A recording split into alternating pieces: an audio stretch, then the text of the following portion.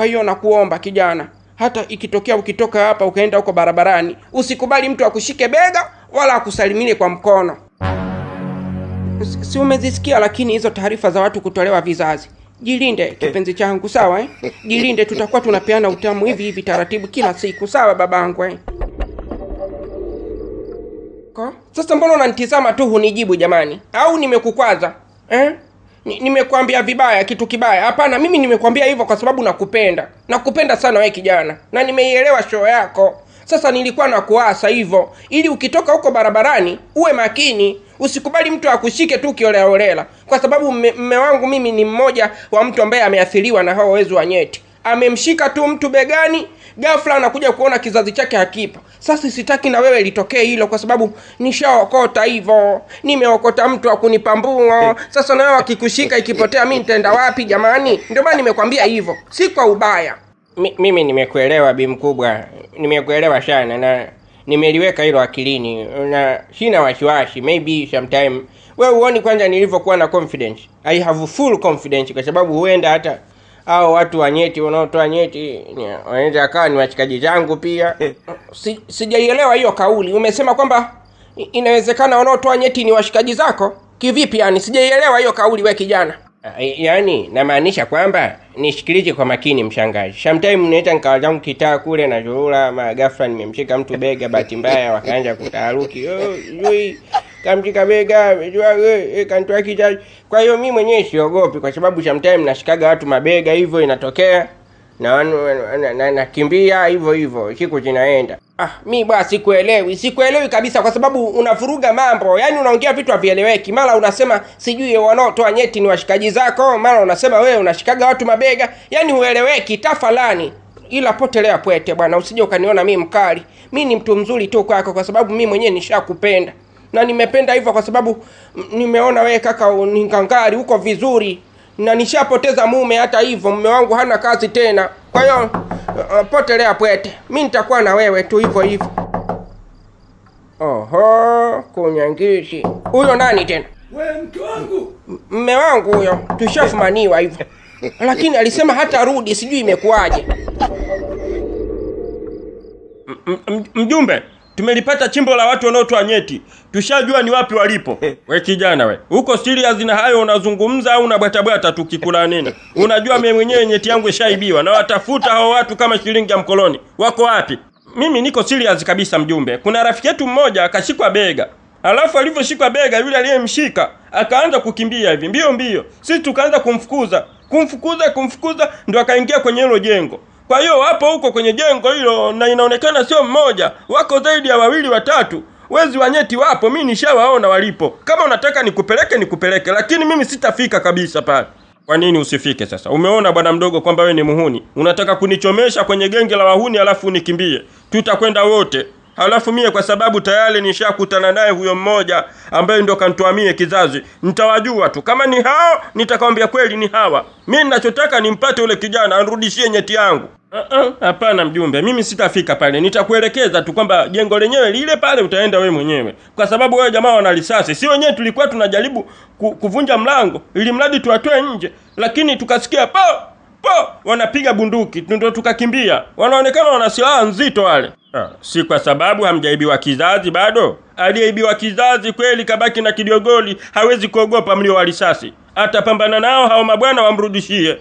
Sasa ndo mie nitakwenda kwenye hilo jengo, nitapambana nao wala sitaogopa risasi wala mbwai. Bora wanimalize, lakini kizazi changu mie wanirudishie. Sawa, twende mzee. Lakini mimi kama nilivyokuambia, sitalikaribia kabisa lile jengo. Nitakuonesha tu kwa mbali kwamba jengo lenyewe lile utakwenda mwenyewe. Mimi wala sisubutu kufika pale. Naogopa wasije wakanitoa uhai kwa kuwa mimi sijashikwa bega bado, kizazi changu ninacho. Ya nini kwenda kujimaliza huko wakati bado niko ngangali. Twende mzee wangu nikuelekeze. Hebu ngoja kwanza sasa kijana, subiri nitie hata panga kiunoni. Maana kwenda hivi mikono mitupu sio kujiamini huku ni kwenda kutafuta kifo. Kauli mbiu kwa wanaume wote. Linda kizazi chako kwa maana kizazi ndiyo uimara wa ndoa yako. Utaibiwa demu wako, utachukuliwa mke wako, kisha tu una kidiogoli. Sasa usikubali. Upuuzi wa namna hiyo. Kampuni ya Guram Enterprises inawatangazia wanaume wote kwamba tumekuja na kinga. Kinga ambayo itawazuia wezi wa vizazi kushindwa kuchukua kizazi chako. Kinga hiyo ni pini na lastiki. Sasa kama unahitaji full seti, utatupata katika gari au utakuja kwenye ofisi zetu, tutakupatia kwa shilingi 10,000. Karibuni, mnakaribishwa. Ase, Fuvu, una uhakika tutapata wateja kweli?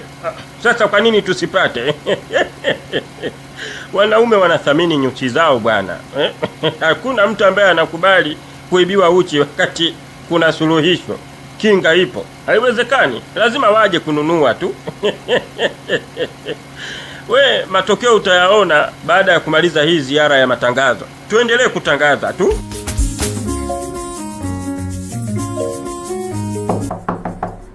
Aha, huyo naye nani tena? Nani huyo tena? Nondo, ulikuwa na miadi na mtu? Hapana Kobelo. Sina mchongo wote na mtu mimi. Sina miadi na mtu yoyote yule. Labda tumuulize ni nani. Aisee, we nani? Mimi mjumbe, nifungulie. Mjumbe unataka nini kwenye kambi ya wauni? Mjumbe ana mchongo gani? Mchongo gani alokuwa nao mjumbe? Au ndo hao watu wa vizazi tena tushamalizana na watu wake bwana, achana na sisi. Mjumbe, sisi hatuna shida na wewe mjumbe, achana na sisi. Hatuna mchongo wote na wewe. Nina mchongo wa fedha bwana, fungueni. Kama nimesikia na mchongo wa hela. Hata mimi nimesikia hivyo, lakini mjumbe, tangu lini mjumbe akaleta mchongo wa hela kwetu? Huyu si snitch huyu. Amekuja kutusnichi, hana mchongo wowote. Sasa vipi tumfungulie au? Usikute yuko na wananchi kibao hapo. Ukifungua tu basi tumekwisha. Hamna kumfungulia mtu, Nondo, usimwamini mtu kirahisi hivyo. Huenda tayari kashatuitia polisi hapo. Tukifungua tu tayari tupo kwenye mikono ya polisi. Fungueni basi ndugu zangu na nyie.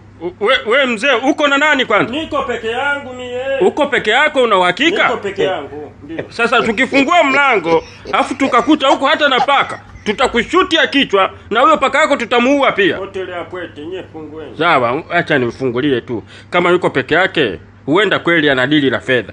Lakini kama watakuwa wawili watatu, mimi nitamshuti ba. Aisee, anavunja mlango. Kunyangisha, atanijazia watu huyu maskini ya Mungu. We toba. Toba Maulana. Alafu shauti hiyo sio ngeni.